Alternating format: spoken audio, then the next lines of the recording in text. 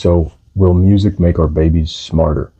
I'm a dad of newborn twins. I'm in a musical household. I want to know if I can boost my baby's cognitive ability by playing music. Okay, so let me interrupt real quick. This is in editing now. I didn't realize that this was like so low energy, but this was right after a 5 a.m. feed of the twins yesterday, and I was trying to be quiet downstairs. And anyway, if you can stick with it, I think you'll find some value in it. The short version is music doesn't make babies' IQ higher, but will it make their functioning better? It can. Here's how. So first, let's go back and start with what we do know about their hearing. We know that when babies are born, their hearing is very mature, like on day one, as long as there were no developmental issues in the womb.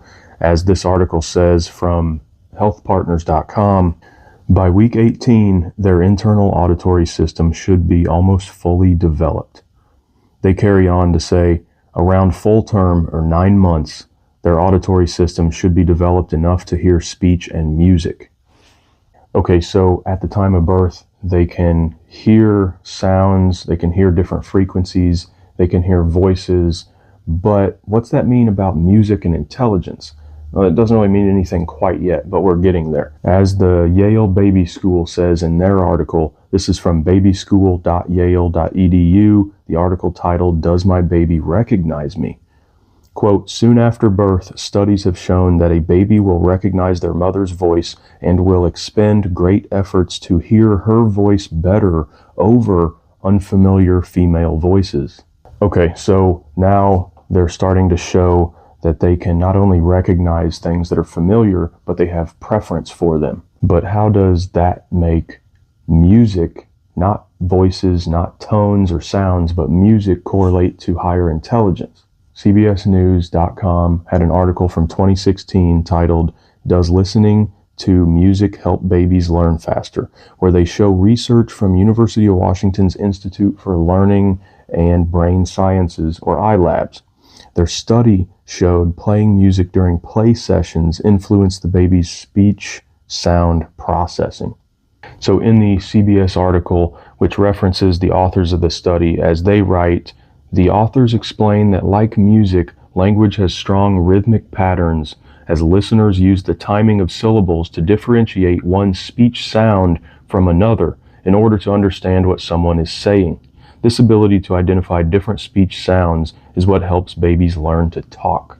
So what was the study? The study was this session at iLabs where they took 39 babies, they put 19 babies into one group and 20 into another group. The 19 babies were in a group where they would come in and they would have a 15-minute play session with their parents where they just played with toys. The other group of 20, they came in and they played with their parents for the same amount of time. As the article explains, recordings of children's music played while a member of the research team led the babies and their parents through tapping out the beats in time with the music. All of the songs played were deliberately chosen to be difficult for babies to learn. So within 1 week of the sessions concluding, the families returned for brain response measurement. As the article says, the infants sat in a brain scanner and listened to a series of music and speech sounds, which were played out in a rhythm that was occasionally disrupted.